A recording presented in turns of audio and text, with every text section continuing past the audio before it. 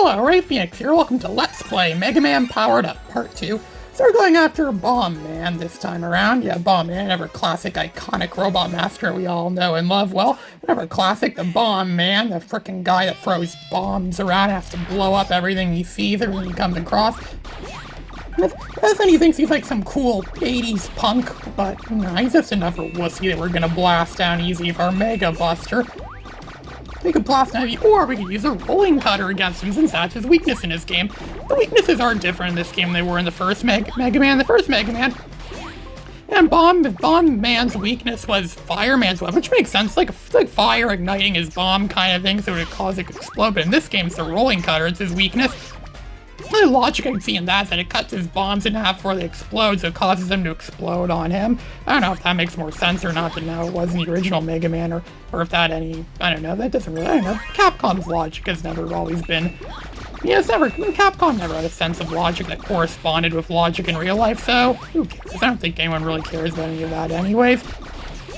One of the big criticisms people had of this game was the fact that this game does look a little too cutesy and very, the characters have big heads and they have small bodies. All the characters in this game look like kids. They all look like cute and cuddly like kids or something like that.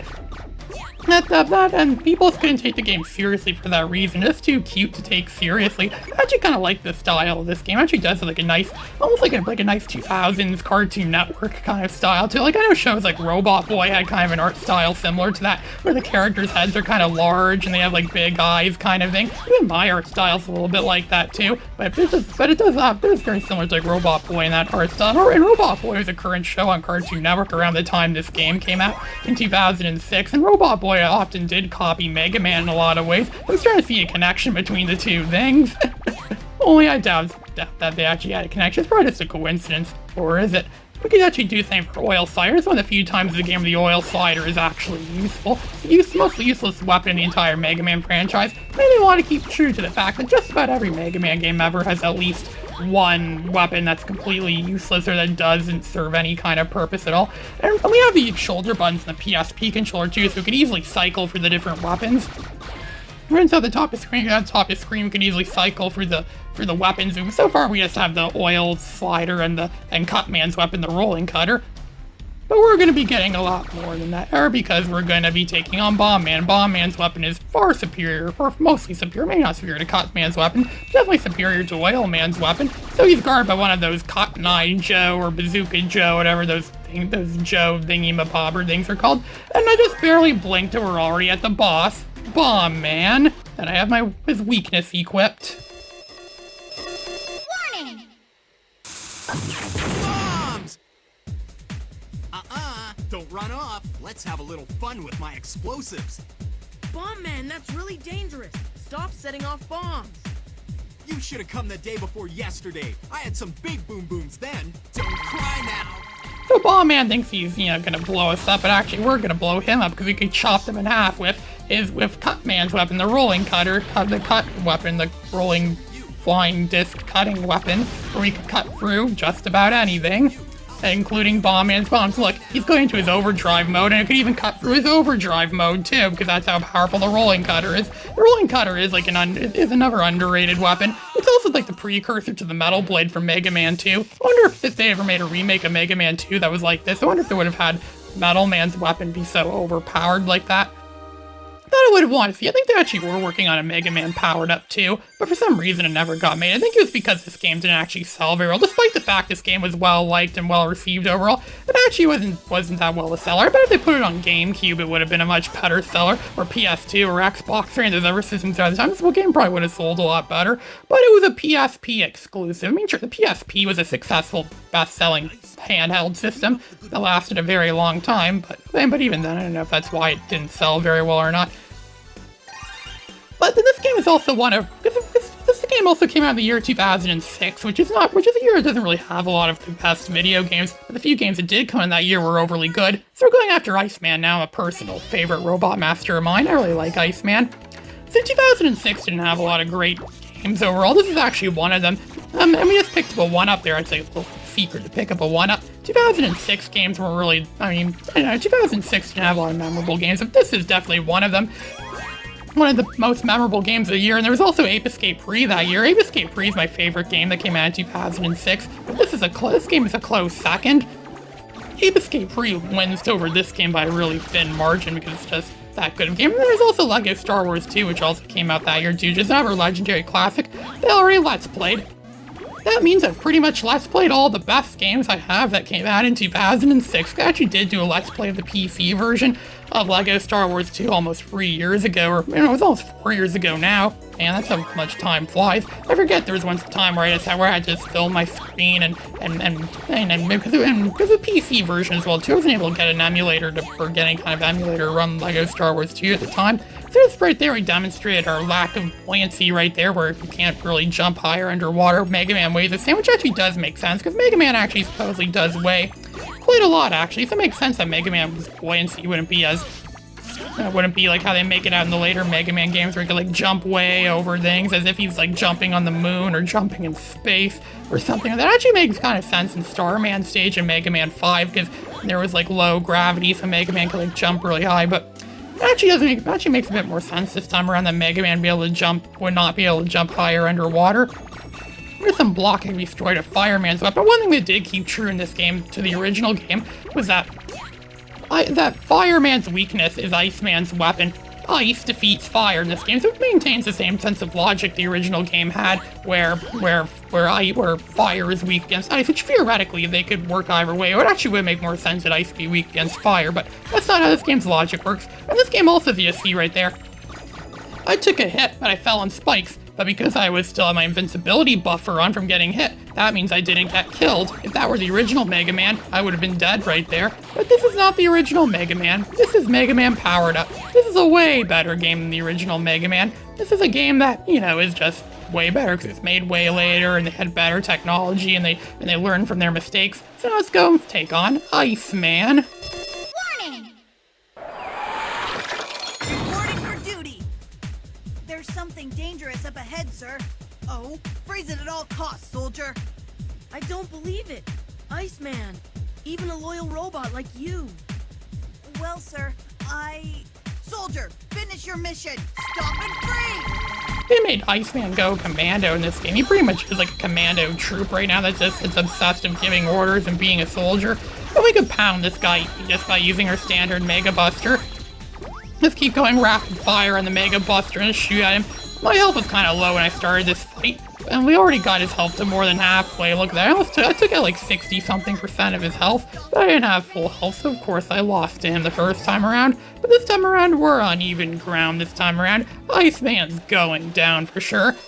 I think his weakness is Hyper Bomb in this game, which actually does make a little bit more sense because Hyper bombs could explode ice easy, and ice is theoretically weak to be blown up by bombs. That actually does make a bit more sense in the original, because the original, his weakness was Elecman's weapon, which I guess the logic there is that electricity produces a lot of heat and it makes ice melt. But again, it made more sense that Elecman would be weak against Iceman's weapon, because when ice melts, it turns into water, which is, supposed to be hazardous against electricity. So it actually does make more sense that it would. Well, look, he's going to overdrive now. It's kind of like Chill Penguin from the original Mega Man X, where it can make like shields out of ice.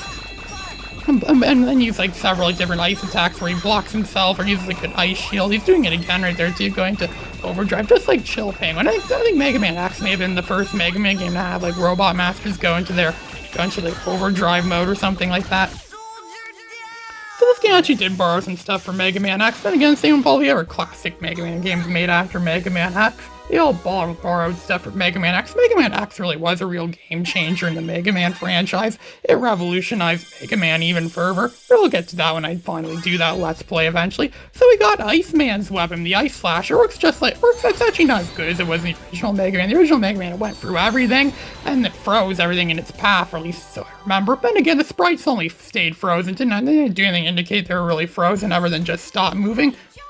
This time around, it actually looks like they're encased in ice. It's not a good way to kill enemies, though. But again, I don't think the Ice Slasher ever was capable of killing enemies or downright destroying them. It was just simply a matter of freezing them. So now we're going after another unique Robot Master, unique to this game. It's Time Man. I was just watching the AVGN a few days ago. I was watching that episode he did on what was it? Oh yeah, Nintendo Power. Where it showed, they had a section where people could draw their designs for Robot Masters for Mega Man games in the magazine, and they showed only one of them was Clockman. He looked kind of like Time Man a bit, but his name was Clockman. That was back in the 90s, in the 80s or 90s in Nintendo Power.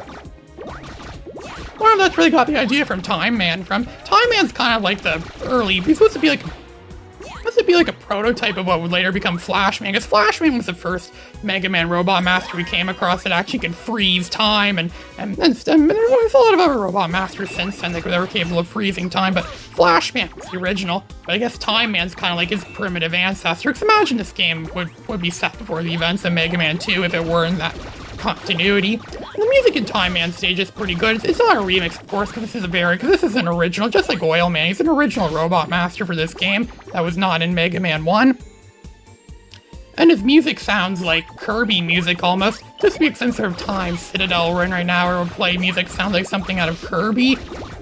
As you'll say, it sounds like Kirby music, which I guess might get where they're going there. There's also these things you can stand on too, these bomb things you stand on. I think those are first introduced in like one of the later Mega Man games. I remember Mega Man 7 had them. Then again, I played Mega Man 7 before I played a lot of the other classic Mega Man games too. Mega Man 7, I think, was the first Mega Man game I ever truly, well, I know it's not, I don't mean truly play, but just played at all. I remember going to my grandfather's house and he had an SNES, and I remember playing Mega Man 7 for a bit and not understanding what the game was or what to do, if anything. I thought it was a really weird game. But now I play it and I realize how much of a masterpiece it is. This is another game everyone seems to hate on, Mega Man 7, and yet I think it's like one of the best. And voices, I think the best Mega Man games are the ones that everyone else seems to hate.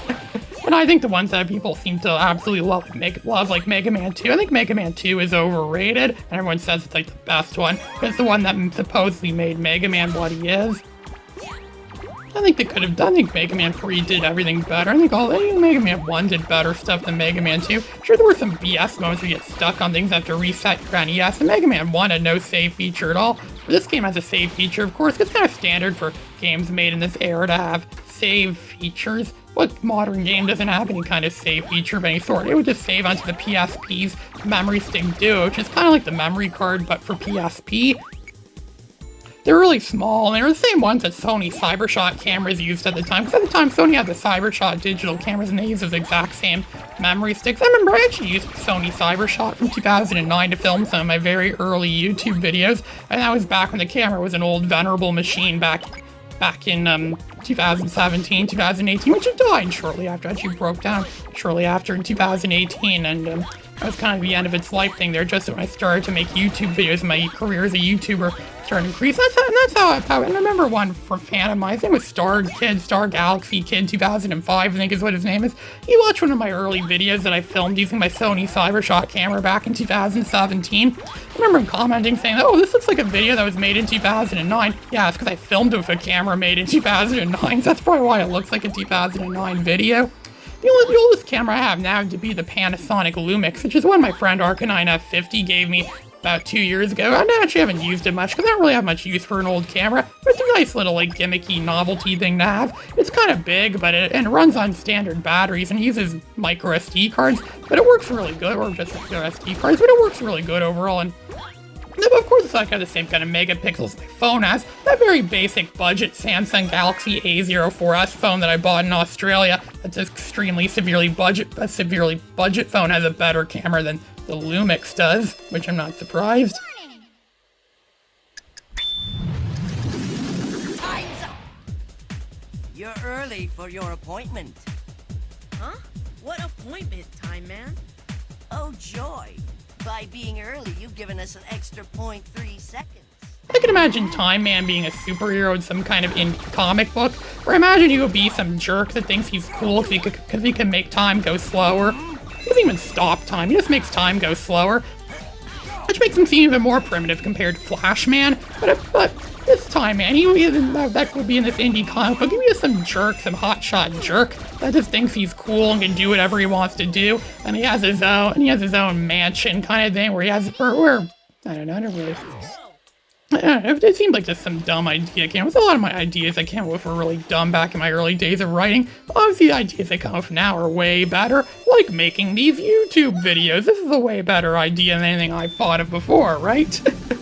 Mega Man Powered Up. It's one of the only Mega Man games I can play right now due to the fact I don't have a controller, and this one's easy enough to play with a keyboard.